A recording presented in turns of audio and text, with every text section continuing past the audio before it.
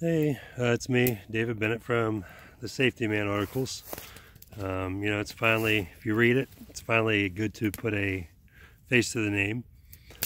So, I'm actually out in the woods right now, doing a 7-day survival trip and just kind of preparing for the weather that's coming in tonight. There's a pretty cold rain coming in, 35 degrees, real feel of 29 tonight.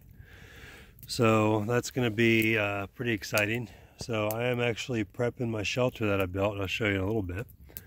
But again, just being prepared, not being caught off guard. It's kind of like what I tell you in class or what I teach in class. What if? Always prepare for the worst, hope for the best. And the more you're prepared, the more you practice. I mean, I've been doing this for, probably 20 years now. And all the practice and preparedness and the real life events that I put myself in have made me very adaptable to any scenario out here. Like I've told you in some of my articles, there have been encounters with black bear up here in Pennsylvania. This is where I am right now. I'm on the family farm. I'm not too far off from the house. It's right there.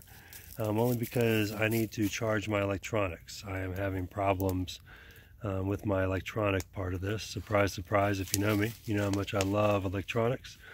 So, but what I'm doing is actually just doing a 7-day survival trip, like I said, for my birthday. So I'm over here. I'm staying out here for 7 days. So I am going to give you a tour of where I've been. This is day 3. And again, what I'm doing is just prepping the shelter for that cold rain that's coming in. So let me give you a tour. As you can see behind me, I'm pretty much in the middle of nowhere. So see behind me there, that's my camping buddy. His name is Guinness. So he's with me. I don't have him staying out this week because it's way too cold for him. But let me give you a little backdrop here. So this is my shelter. So if you see the moss across there was a little gap in between my tarp and the wood, so I actually did a makeshift shelter or a gutter. But let me start by doing the side here. So I do have a mat because this is a bushcraft. So what I did is I treated this like that show Alone that I want to do.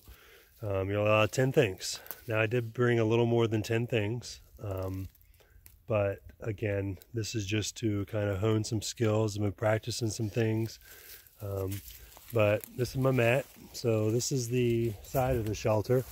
I just put this up yesterday. As you can see, I insulated it with moss, so it is actually phenomenal. A couple fleeces here, got a hammock.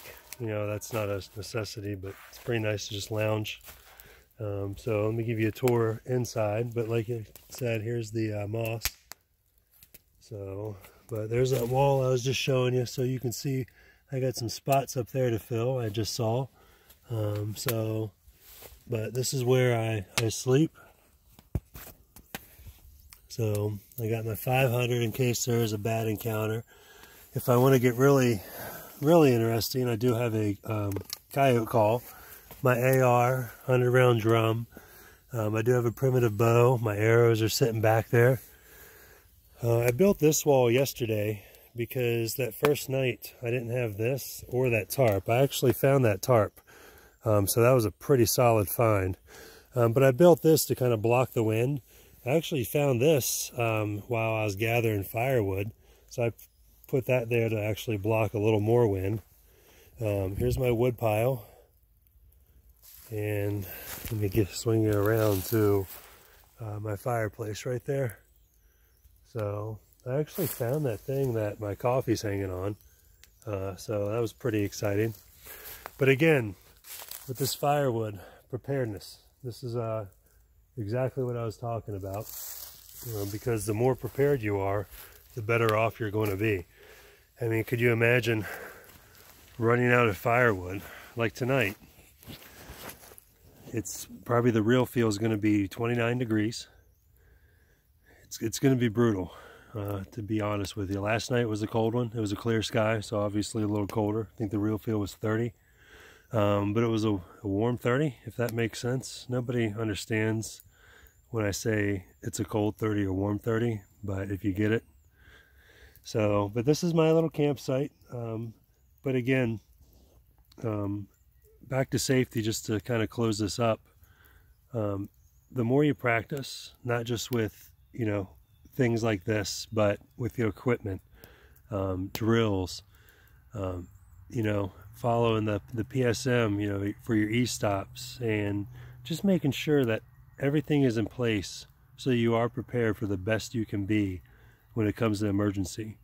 Because if you're caught off guard, it's just going to be panic, chaos, you're going to lose control, and you know, that's not what you want.